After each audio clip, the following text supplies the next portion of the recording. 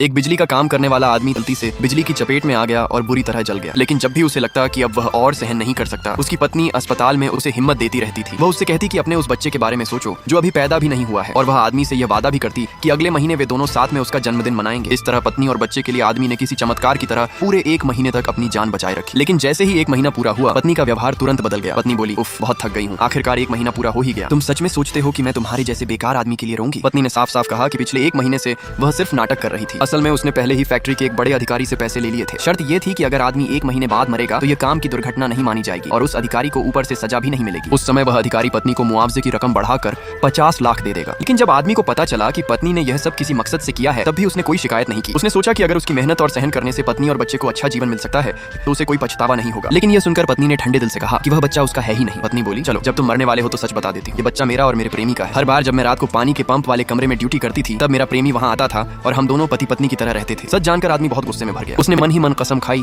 कि अगर उसे अगला जन्म मिला तो वह इस जहरीले दिल वाली औरत को कभी नहीं छोड़ेगा। शायद भगवान को भी उस आदमी पर तरस आ गया। जब वह फिर से जागा तो उसने पाया कि वह उसी रात में वापस आ गया है जिस रात दुर्घटना हुई थी। उसने ध्यान से देखा तो पाया कि उसने बिजली का तार गलत नहीं जोड़ा था। जमीन से जोड़ने वाली तार भी वही थी और चेतावनी का बोर्ड भी लगा हुआ था। लेकिन अजीब बात यह थी कि पिछले जन्म में जांच के समय बताया गया था कि तार गलत जोड़ा गया था और जमीन की तार और चेतावनी का बोर्ड भी गायब थे। आदमी ने फोन देखा तो पता चला कि दुर्घटना होने में अभी 1 घंटा बाकी है और आज ही वह दिन था जब उसकी पत्नी की रात की ड्यूटी थी। उसे याद आया कि पिछले जन्म में मरने से पहले पत्नी ने कहा था कि हर बार रात की ड्यूटी में वह अपने प्रेमी से मिलती थी। इसलिए आदमी ने काम छोड़कर पहले उस दोनों को पकड़ने का फैसला किया। जब उसने दरवाजा खटखटाया तो पत्नी धीरे धीरे दरवाजा खोलने लगी। गुस्से में आदमी ने सीधे कुल्हाड़ी उठाई और दरवाजा तोड़ दिया। लेकिन जब वह अंदर गया तो कमरे में कोई दूसरा आदमी नहीं था। वह पूरे घर में ढूंढने लगा। फिर उसने खिड़की के बाहर पैरों के निशान देखे और समझ गया कि वह आदमी पहले ही भाग चुका है। यह देखकर पत्नी घमंड से हंसने लगी। पत्नी को देखते ही आदमी को पिछले जन्म में उसका नकली चेहरा याद आ गया। गुस्से में उसने कुल्हाड़ी पत्नी की तरफ उठा ली। डर के मारे पत्नी बहाना बनाकर तुरंत बाहर भाग गई। इससे आदमी और भी गुस्से में आ गया। अभी उसने अचानक कंप्यूटर में पत्नी और उसके प्रेमी की चैट देख ली। चैट में लिखा था, थोड़ी देर में मेरे इशारे का इंतजार करना, उसे केबल वाले गड्ढे के पास मत आने देना। यह चैट पढ़कर आदमी को समझ आ गया कि पिछले जन्म की दुर्घटना पूरी तरह से उसकी पत्नी और उसके प्रेमी की साजिश थी। उसने तुरंत कंप्यूटर की सारी चैट अपने फोन में भेज ली